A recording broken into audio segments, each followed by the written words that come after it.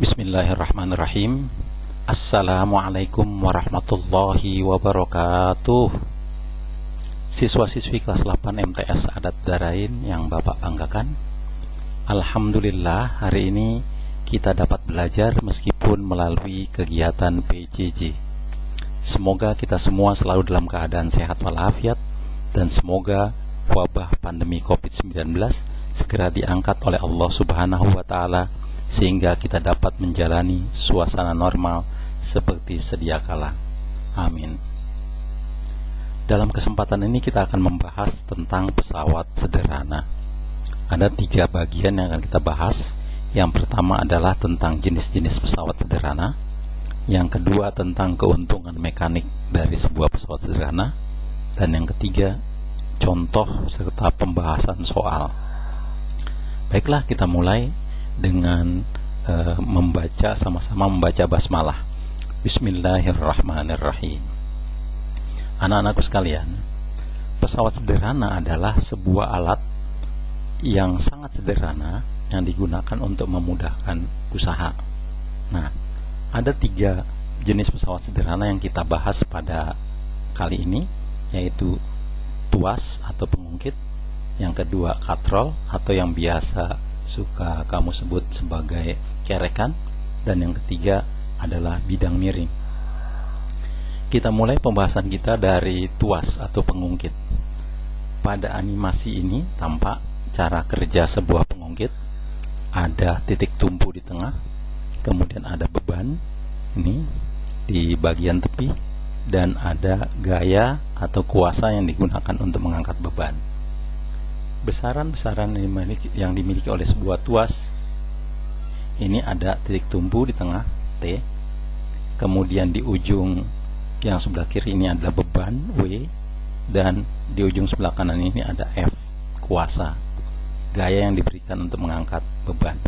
Kemudian ini adalah LW, yaitu jarak antara beban ke titik tumpu. Ini disebut sebagai panjang lengan beban. Sedangkan LF adalah panjang lengan kuasa, jarak dari titik tumpu sampai dengan titik kuasa. Untuk tuas berlaku bersamaan, LF kali F sama dengan LW kali W. Jadi LF kali F, panjang lengan kuasa dikalikan dengan kuasa, harus sama dengan LW dikali W, panjang lengan beban dikalikan dengan beban. Nah, nanti kita akan berlatih melalui contoh pembahasan soal, berlatih menggunakan rumus ini. Tapi sebelumnya kita akan bahas tentang keuntungan mekanik dari sebuah pesawat sederhana. Keuntungan mekanik atau KM dari sebuah pesawat sederhana ini merupakan ukuran kemudahan yang diperoleh dalam menggunakan pesawat sederhana. Secara umum, keuntungan mekanik adalah merupakan perbandingan dari besarnya beban dibagi dengan besar kuasa yang diperlukan untuk mengangkat beban. Jadi KM sama dengan W dibagi F. Ini adalah definisi umum berlaku untuk semua pesawat sederhana. Nah, untuk tuas, keuntungan mekaniknya bisa juga dinyatakan dengan perbandingan antara panjang lengan kuasa LF dibagi dengan panjang lengan beban atau LW. Jadi untuk tuas, keuntungan mekaniknya sama dengan LF dibagi LW. Kita lihat pada contoh soal berikut. Tentukanlah keuntungan mekanik dan besar kuasa yang diperlukan untuk mengangkat beban seberat 1500 Newton dengan menggunakan tuas seperti pada gambar ini. Nah, dari gambar ini kita ketahui W beban 1500 Newton ini.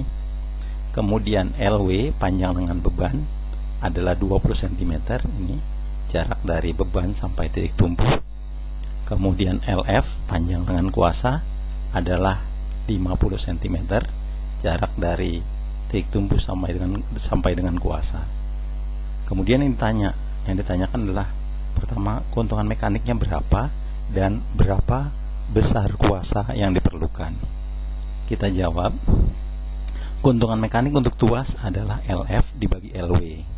LF itu 50 ini, kemudian dibagi dengan LW 20. panjang lengan beban. Jadi KM sama dengan 50 bagi 20 sama dengan 2,5. Kita lihat keuntungan mekanik di sini tidak memiliki satuan, dia hanya angka saja. Nah, berikutnya untuk menentukan besar kuasa, ini kita dapat persamaan seperti ini. 50 dikali F itu harus sama dengan 20 dikali 1500. Jadi F kali 50 sama dengan 20 kali 1500. Kita dapatkan 50 kali F sama dengan 20 kali 1500. Jadi 50 F sama dengan 20 kali 1500, yaitu 30.000. Nah, 50 F ini 50 nya kita pindah ke kanan sehingga kita dapat F. Karena 50 F, 50 dipindah ke kanan, ini karena di sini perkalian, ketika dipindah ke kanan dia akan menjadi kebalikannya, jadi pembagian, sehingga F sama dengan 30.000 bagi 50, sehingga didapat F sama dengan 600 Newton. Untuk soal kedua, ini adalah sistem keseimbangan, juga merupakan contoh dari sistem tuas. Bila L1 banding L2 sama dengan 3 banding 1, jadi L1 banding L2 3 banding 1, jadi L1 nya 3, L2 nya 1. Dan berat beban W2 adalah 600 Newton. Berapa besar W1 supaya sistem seimbang?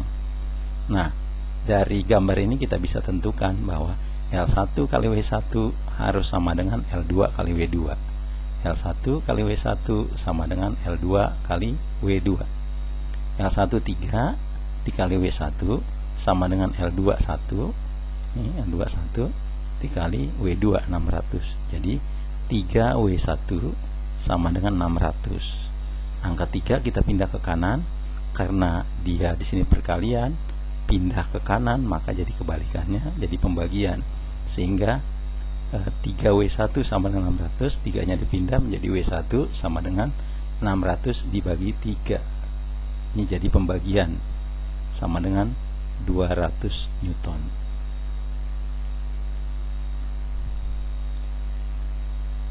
Mudah-mudahan dua contoh tersebut cukup untuk sebagai contoh. Berikutnya kita lihat jenis-jenis tuas. Tuas dibedakan menjadi 3 jenis. Ini dibedakan, posisi tengah ini yang membedakan. Kalau titik tumpu ada di tengah, maka tuas ini disebut sebagai tuas jenis pertama. Contohnya adalah misalnya gunting, jungkat-jungkit, dan pencabut paku seperti ini. Titik tumpu ada di sini, titik tumpu di tengah, kemudian bebannya ini di ujung, titik kuasa di sini. Ini titik tumpu di tengah, maka ini tergolong sebagai tuas kelas pertama. Kalau tuas kelas kedua, yang posisi tengah adalah beban. Kalau beban di tengah, sedangkan titik tumpu di ujung, sedangkan kuasa juga di ujung, maka tuas tersebut dikelompokkan sebagai tuas jenis kedua. Contohnya adalah ini gerobak dorong beroda 1, ini bebannya di tengah, titik tumpunya di sini di roda, sedangkan kuasanya ini gaya angkatnya di sini. Begitu juga ini pembuka tutup botol dan pemecah biji-bijian. Ini titik tumpu, kemudian ini beban di tengah, ini kuasanya kita tekan di sini. Untuk tuas jenis ketiga, yang di tengah itu adalah kuasa, posisi di tengah kuasa. Beban ada di ujung, titik tumpu juga ada di ujung. Contoh untuk tuas jenis ketiga ini adalah stapler. Ini beban yang mau kita kerjakan, kemudian titik tumpu di sini, dan kuasa atau gaya tekan yang kita berikan di tengah-tengah sini. Begitu juga pinset dan lengan manusia ini tergolong sebagai tuas jenis ketiga. Oke, berikutnya kita masuk bahasan tentang katrol atau kerekan. Katrol ini dibagi dua. Yang pertama katrol tunggal, katrolnya cuma satu. Katrol tunggal bisa disusun menjadi dua macam. Yang pertama katrol tetap. Katrol tunggal tetap, katrolnya di sini ditambatkan atau digantung sehingga dia tetap di posisi Yang gerak itu adalah bebannya. Ketika ditarik, beban ini naik atau diulur turun, sedangkan katrolnya tetap diam di sini. Ini disebut katrol tunggal tetap. Katrol tunggal tetap seperti ini keuntungan mekaniknya 1. Sehingga nanti karena keuntungan mekanik 1, maka W dibagi F sama dengan 1 atau F sama dengan W. Jadi berat beban sama dengan besar kuasa. Kalau beban yang diangkat beratnya 500 Newton, maka kuasa yang diperlukan juga harus sebesar 500 Newton. Kemudian katrol tunggal bergerak. Katrolnya bisa disusun seperti ini, diikatkan dengan beban, kemudian ujung tali satu ditambatkan di atas dan ujung lainnya ditarik ke atas, sehingga katrol ini akan ikut naik atau turun bersama beban, sehingga disebut sebagai katrol tunggal bergerak. Untuk sistem seperti ini, keuntungan mekanik katrol tunggal bergerak adalah 2, sehingga F-nya sama dengan W dibagi 2, atau kuasa yang diperlukan hanya setengah dari berat dibagi 2, beban dibagi 2. Nah, yang berikutnya adalah sistem katrol yang bisa disusun dari 1 katrol, 2 katrol, 3 katrol, 4 katrol, dan seterusnya, dari banyak katrol. Nah, untuk sistem katrol atau takal semacam ini, keuntungan mekaniknya sama dengan mengikuti ini, jumlah katrol. Kalau katrolnya 2, maka keuntungan mekaniknya 2. Katrolnya 3, keuntungan mekaniknya 3. Katrolnya 4, keuntungan mekaniknya 4. Nah, kalau katrolnya 10, berarti keuntungan mekaniknya juga 10. Oke. Nah, dengan demikian kalau keuntungan mekanik 2, maka gayanya adalah W dibagi 2. Keuntungan mekanik 3, besar kuasanya W dibagi 3. Keuntungan mekanik 4, besar kuasanya W dibagi 4. Nah, untuk jumlah katrol yang banyak, yang terdiri dari terdiri dari N buah katrol, maka keuntungan mekaniknya sama dengan banyaknya katrol. Jadi kalau misalnya sistem katrol atau takal tersusun dari 20 buah katrol, maka otomatis keuntungan mekaniknya juga sama dengan 20, yaitu sama dengan jumlah katrolnya. Tetapi di dalam praktek seringkali jumlah katrolnya kalau digambar tidak terlihat, karena di dalam praktek biasanya katrol banyak yang disusun bertumpuk, sistemnya bertumpuk. Oleh karena itu pada gambar seringkali menentukan keuntungan mekanik bisa juga selain dilihat dari jumlah katrolnya, bisa dilihat dari banyaknya tali penggantung yang menahan beban.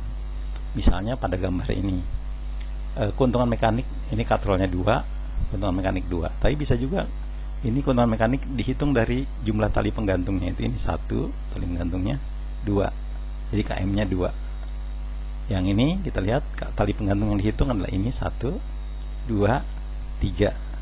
Yang ini tidak dihitung karena ini adalah menyatu ke beban. Jadi ini tali penggantungnya 1, 2, 3, maka keuntungan mekaniknya 3. Yang ini 1, tali penggantungnya 2, 3, 4, maka keuntungan mekaniknya 4. Demikian seterusnya. Kita lihat contoh soal. Untuk mengangkat beban seberat 750 Newton dengan menggunakan sistem 3 katrol seperti ini, berapa besar gaya yang diperlukan? Nah, kita jawab di sini. Karena di sini jumlah katrolnya 3, pasti keuntungan mekaniknya berapa? 3. Iya, keuntungan mekaniknya 3. Bebannya yang akan diangkat 750 Newton. Yang ditanya berapa kuasanya? Kita tinggal hitung. Kuasanya adalah W dibagi KM, yaitu 750 dibagi 3 sama dengan 250 Newton. Artinya beban yang seberat 750 Newton bisa diangkat kalau menggunakan sistem 3 katrol ini, bisa diangkat dengan gaya hanya 250 Newton. Udah cukup untuk mengangkat beban sebesar 750 Newton. Kita lihat yang kedua. Di sebuah pabrik baja digunakan takal atau sistem katrol yang tersusun dari 20 buah. Saya ulang. Di sebuah pabrik baja digunakan sistem katrol atau takal yang tersusun dari 20 buah katrol untuk mengangkat berbagai peralatan berat. Bila besar kuasa atau tenaga listrik yang diberikan adalah 5000 Newton, diminta tentukan berat maksimum yang dapat diangkat oleh takal tersebut. Nah, pada soal ini sistem katrolnya tersusun dari 20 buah katrol, sehingga karena N-nya 20 buah katrol, maka otomatis KM-nya sama dengan 20. Keuntungan mekaniknya juga 20. Kemudian gaya yang diberikan, yang disediakan dari gaya listrik adalah 5000 Newton. Yang ditanya adalah W-nya berapa yang bisa diangkat. Kita jawab persamaan dari F sama dengan W dibagi KM. Ini kita kali silang, KM-nya pindah ke sini, F kali KM sama dengan W, sehingga W sama dengan F kali KM. Sehingga F-nya 5000, KM-nya 20, maka W sama dengan 5000 kali 20 sama dengan 100.000 Newton. Demikian mudah, bisa dipahami saya kira. Oke. Kemudian nomor 3. Sebuah sistem katrol dirancang untuk mampu mengangkat beban seberat 20.000 Newton. Bila besar tenaga yang tersedia adalah 2000 Newton, diminta tentukanlah banyaknya katrol yang dibutuhkan untuk membuat takal atau sistem katrol tersebut. Nah, contoh soal ini mungkin awalnya membingungkan. Wah, bagaimana cara menentukan jumlah katrol? Kan dalam rumusnya tidak ada. Tapi ingat bahwa jumlah katrol itu sama dengan keuntungan mekanik. Jadi pada soal ini mencari jumlah katrol sama saja dengan mencari besarnya keuntungan mekanik sistem katrol tersebut. Jadi keuntungan mekanik dari mana dapatnya? Dari KM sama dengan W dibagi F. Jadi 20.000 dibagi 2000 dapat nanti KM. Nah, KM-nya itu akan sama dengan jumlah katrol. Kalau KM-nya dapat misalnya 50, ya jumlah katrolnya 50. Silakan kalian coba untuk menyelesaikannya. Sebelumnya kita lanjut jenis pesawat sederhana berikutnya, itu bidang miring. Bidang miring ini yang paling mudah kita lihat adalah ini, tangga yang untuk kita naik dari bawah menuju kelas kita ke lantai 3 misalnya. Kemudian ini juga baji, termasuk bentuk-bentuk kapak, pisau dan lain-lain yang bentuknya miring seperti ini. Kemudian ini sistem paku berulir atau gerat pada tutup toples seperti ini. Ini sebetulnya adalah bidang miring. Nah, yang paling sering kita lihat mungkin adalah sistem semacam ini, yaitu bidang miring yang terbuat dari papan yang disandarkan ke sebuah truk untuk menaikkan peti-peti yang akan diangkut menggunakan truk. Ini adalah bidang miring. Untuk bidang miring, keuntungan mekaniknya adalah perbandingan atau panjang sisi miring dibagi dengan tinggi bidang. Jadi keuntungan mekaniknya adalah S, panjang sisi miring dibagi dengan tinggi. Nah, karena KM adalah W dibagi F, maka nanti kita akan dapat F ini pindah, ini jadi di bawah, ini kali silangnya, di F sama dengan W dibagi KM. Jadi W dibagi KM, KM-nya S per H, maka akan didapat nanti F itu W dibagi S dikali H. Ini adalah persamaan jadi untuk bidang miring. Kita lihat contoh soal. Beban seberat 800 Newton akan dinaikkan ke tempat yang tingginya 2 meter. Ini diminta tentukan besar keuntungan mekaniknya dan tentukan besar gaya minimal yang diperlukan untuk mendorong benda tersebut. Kita lihat, diketahui bebannya 800 Newton. Ini bebannya 800 Newton. Kemudian ketinggian bidangnya 2 meter dan panjang sisi miringnya 8 meter. Kemudian yang ditanya adalah berapa km keuntungan mekaniknya dan berapa besar kuasa. Kita jawab, keuntungan mekanik adalah panjang sisi miring dibagi tinggi, yaitu 8 dibagi 2 sama dengan 4. Sedangkan besar kuasanya adalah W dibagi keuntungan mekanik. W-nya beban 800 dibagi keuntungan mekanik 4 dari sini tadi, sehingga 800 bagi 4 sama dengan 200 Newton. Jadi kuasanya adalah 200 Newton.